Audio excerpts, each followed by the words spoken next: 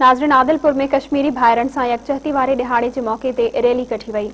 पेश आहे माजिद कलवर जी ही रिपोर्ट।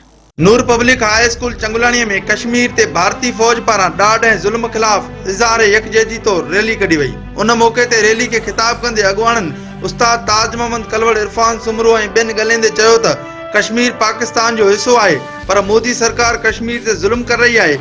अहिड़े क़िस्म जो ज़ुल्म दुनिया में किथे भी नज़र नथो अचे। कश्मीरियुनि सां असां ही प्रोग्राम मल्हाए करे ॿधी ऐं यकजहती जो इज़हार कयो आहे। हिननि सां जेके बि ज़ुल्म थिया, जेके बि ॾाढ थिया, उन्हनि जे ख़िलाफ़ असां हिननि सां सालों साल मल्हाईंदा आहियूं ऐं आईंदा बि हर साल ता क़यामत हिननि सां गॾु आहियूं ऐं कॾहिं बि हिननि ते ॾुखियो वक़्तु ईंदो त असां हिननि सां गॾु बीहंदासीं ऐं पाक फ़ौज सां पिणु गॾु बीहंदासीं। कोई नूर पब्लिक हाई स्कूल चंगलाणी में असां प्रोग्राम कयोसीं नंढड़ो। इन जो मक़सदु इहो हुयो त कश्मीर वासियुनि खे असां इहो यकीन ॾियारणु चाहियूं था त असां उन्हनि सां हर हाल में गॾु आहियूं ऐं भारत इहो विसारे छॾे त असां कश्मीरी भाइरनि खे अकेलो छॾींदासीं।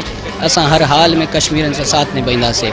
कश्मीर बनेगा पाकिस्तान कश्मीर। इसका दिन हम कश्मीरियों के साथ यकजहती के तौर पर मना रहे हैं। हम अपने कश्मीर में रहने वाले हर बहन भाई को ये यकीन दिलाते हैं कि हम उनके मुश्किल वक्त में साथ खड़े हैं और इंशाल्लाह एक दिन आज़ादी का सूरज जरूर तुलवे होगा और जबर का दौर खत्म होगा। असा चाहूँ था कश्मीर जल्द का जल्द आज़ाद थे, असाने नक्शे में शामिल थे, कश्मीर बनेगा पाकिस्तान। जैसा कि हमारे स्कूल में कश्मीर के हवाले से एक प्रोग्राम मुनक्किद किया गया है, हम ये साबित कर रहे हैं कि हम अपने भाइयों के साथ हैं और उनके साथ हर कदम मिलाने और नारे तकबीर लगाने के लिए तैयार हैं। जैसे कि आप सब जानते हैं कि आज हमारे नूर पब्लिक हाई स्कूल चंगलानी में कश्मीर से मुत्तहिद होने के लिए एक प्रोग्राम मुंतखब किया गया है। अगर कोई हमारे भाइयों से रोटी छीनेगा तो हम उनको अपना निवाला देंगे। अगर कोई उनकी इज्जत को नामूस करेगा तो हम उनके मुहाफ़िज़ और रहबर बनेंगे।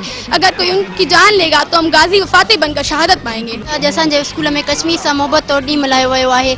असां आज़ादी जी जदोजहद में कश्मीर जे आवाम सां शाना बशाना बीठल आहियूं ऐं असीं कश्मीर जे आवाम ते थींदड़ ज़ुल्म जी पुरज़ोर मज़म्मत कयूं था। इंशाअल्लाह कश्मीर हिकु ॾींहुं ज़रूर आज़ाद थींदो, ज़रूर आज़ाद थींदो। पाकिस्तान जिंदाबाद, पाक फ़ौज जिंदाबाद। कैमरामैन यासीन अबड़ो सां गॾु अमजद कलवड़, मेहरान टीवी, आदिलपुर।